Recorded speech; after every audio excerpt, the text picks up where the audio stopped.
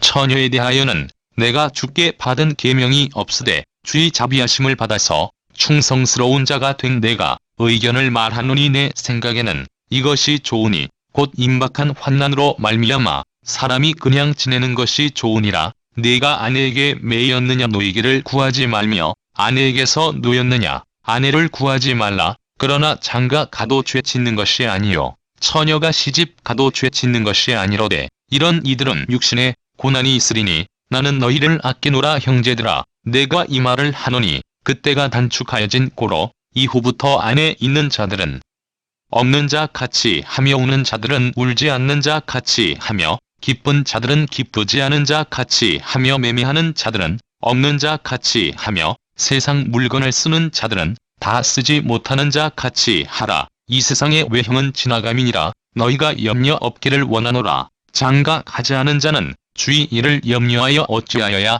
주를 기쁘시게 할까 하되 장가 간 자는 세상 일을 염려하여 어찌하여야 아내를 기쁘게 할까 하여 마음이 갈라지며 시집 가지 않은 자와 처녀는 주의 일을 염려하여 몸과 영을 다 거룩하게 하려 하되 시집 간 자는 세상 일을 염려하여 어찌하여야 남편을 기쁘게 할까 하느니라. 내가 이것을 말함은 너희의 유익을 위함이요 너희에게 올무를 놓으려 함이 아니니 오직 너희로 하여금 이치에 합당하게 하여 흐트러짐이 없이 주를 섬기게 하려 함이라. 그러므로 만일 누가 자기의 약혼녀에 대한 행동이 합당하지 못한 줄로 생각할 때에 그 약혼녀의 혼기도 지나고 그같이 할 필요가 있거든 원하는 대로 하라. 그것은 죄 짓는 것이 아니니 그들로 결혼하게 하라. 그러나 그가 마음을 정하고 또 부득이한 일도 없고 자기 뜻대로 할 권리가 있어서 그 약혼녀를 그대로 두기로 하여도 잘하는 것이니라. 그러므로 결혼하는 자도 잘하거니와 결혼하지 아니하는 자는 더 잘하는 것이니라. 아내는 그 남편이 살아있는 동안에 매여 있다가 남편이 죽으면 자유로워 자기 뜻대로 시집 갈 것이나 주 안에서만 할 것이니라. 그러나 내 뜻에는 그냥 지내는 것이 더욱 복이 있으리로다. 나도 또한 하나님의 영을 받은 줄로 생각하노라.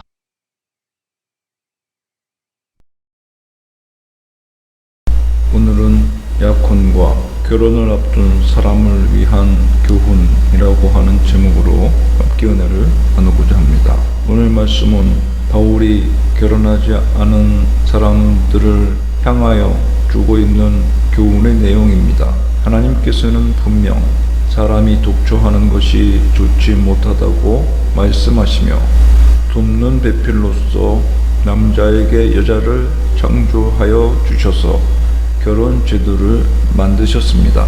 그런데 바울은 이와는 상이하게 혼인하지 않은 사람은 혼인하지 않고 혼자 지내는 것이 더욱 좋다라고 말씀하는 것입니다. 오해의 소지가 있을 수 있지만 여기에는 분명한 이유가 있습니다.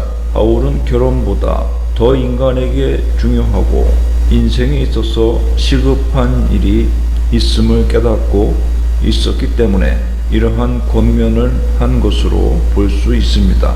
그렇다면 인생 가운데 가장 아름답고 화려하고 기쁘고 황홀하고 축복된 순간으로 사람들이 일컫고 받아들이는 결혼의 순간보다 더욱 중대하고 시급한 일은 무엇일까요? 그것부터 충실한 인생은 정말 복되고 가치 있는 인생을 사는 것이 될 것이므로 오늘은 이 문제를 함께 다루어 보고자 합니다. 결혼을 하지 않은 사람에게 결혼을 하지 말고 그냥 지내라고 바울이 권면한 이유 중의 첫 번째는 결혼은 그것이 아무리 중요한 일이라 할지라도 이 세상의 질서에 관계된 일이기 때문입니다. 이것이 결혼 제도의 분명한 한계성인 것입니다.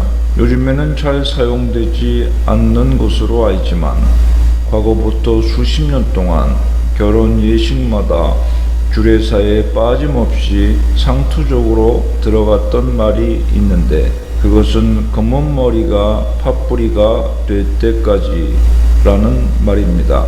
혹은 백년해로라는 한자어를 사용하기도 합니다. 즉 결혼 제도와 혼인 서약이 아무리 엄중하고 엄숙하고 확고한 것이라 할지라도 이 세상에 사는 날 동안 유효한 약속이고 결속이라는 것이 됩니다. 요즘에는 죽음이 이 두 사람을 갈라놓을 때까지라는 말로 보다 직설적으로 쉽게 주례사에 집어넣기도 합니다. 즉 죽음 이후에는 결혼은 무의미한 것이며 더 이상 유효하지 않은 것입니다. 예수님께서도 천국에는 천사들과 같아서 혼인하는 일이 없다고 말씀하시므로 이와 같은 사실을 확고히 깨닫게 하셨습니다. 그러므로 바울이 이런 권면을 하였던 까닭은 분명합니다.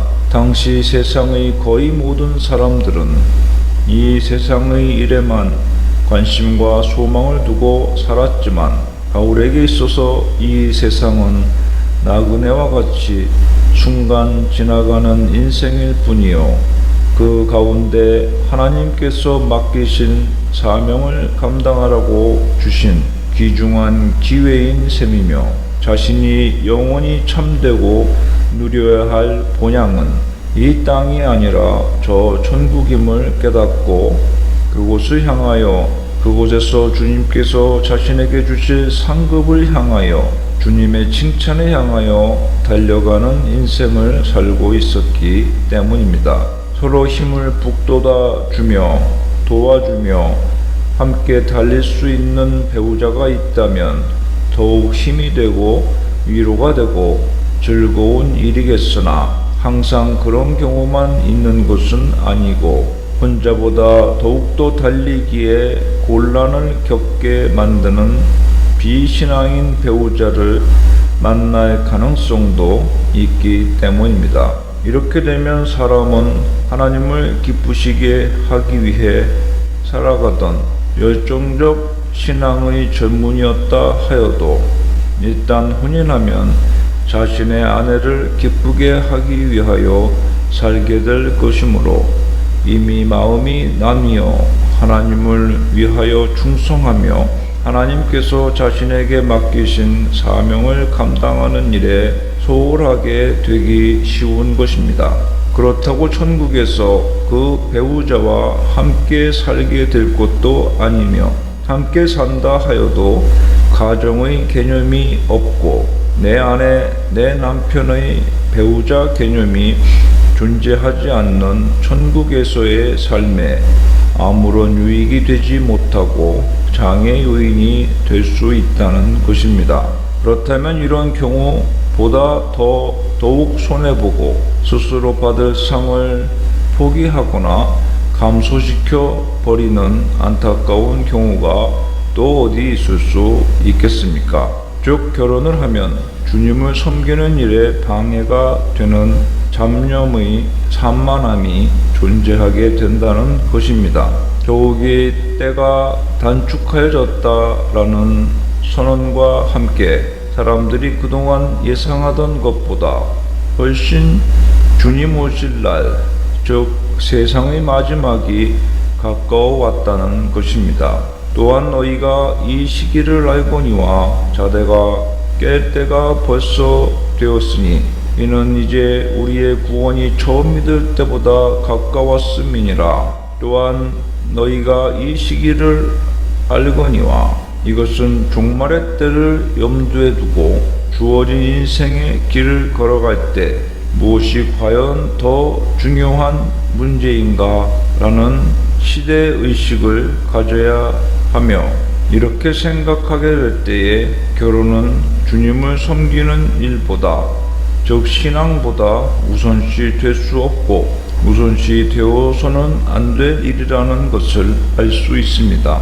이 세상의 형적은 지나감이니라고 바울은 선언하며 결혼과 같은 서로에게 장기적인 헌신을 약속하는 서약이 이 세상 안에서 더 이상 존재하지 않기에 기껏해야 임기가 있고 계약 기간이 있어 수년 동안이면 얼마든지 다시 선택하고 포기할 수 있지만 신자에게 있어서 갈라서는 이혼은 있어서도 안 되는 일이기 때문에 결혼처럼 장기간의 헌신 서약은 존재하지 않는 것입니다.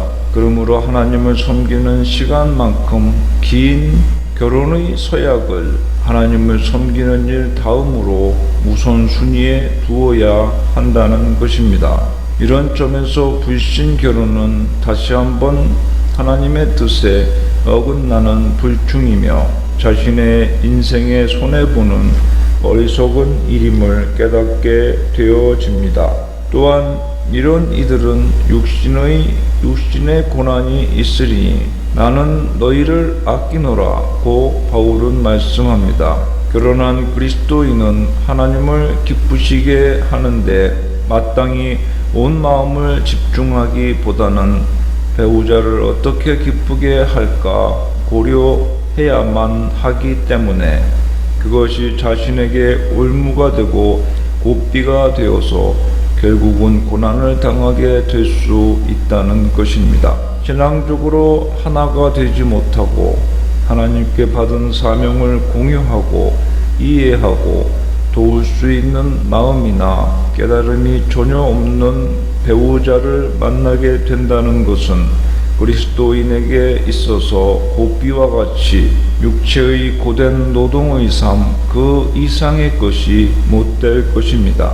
사람이 영적인 일을 감당하지 않고 물질적인 육체적인 활동에만 초점을 맞추며 사는 것은 동물, 즉 소와 같은 가축의 노동과 다를 것이 없는 저급하고 답답하고 고된 삶의 연속일 것입니다. 여기에서 우리가 깨닫게 되는 기독교적 사상 중의 하나가 사명을 위한 자유, Freedom for Mission 인 것입니다. 그러므로 하나님과 가까이 동행하는 것을 규칙적, 정규적으로 하루의 일과로 삼아 충성된 삶을 살아가며 삶의 우선순위에 두고 사시기를 바랍니다. 또한 미래의 배우자를 하나님께서 인도하여 달라고 야곱처럼 자신의 가정을 이루기 위한 기도를 하나님께 젊은 시절부터 드리시기를 바랍니다. 또한 이미 주신 복된 가정을 그리스도의 공동체로 성령께서 역사하시는 작은 교회로 만들어 거룩하게 섬기며 하나님을 위하여 충성하는 가족 공동체가 되게 해 달라고 주님께 은총을 간구하시기를 바랍니다. 기도합시다. 가정의 주인 되신 하나님 아버지, 우리가 하나님을 위하여 우선 충성하며 더욱 충성된 삶을 살아가게 하소서. 예수님의 이름으로 기도드립니다. 아멘.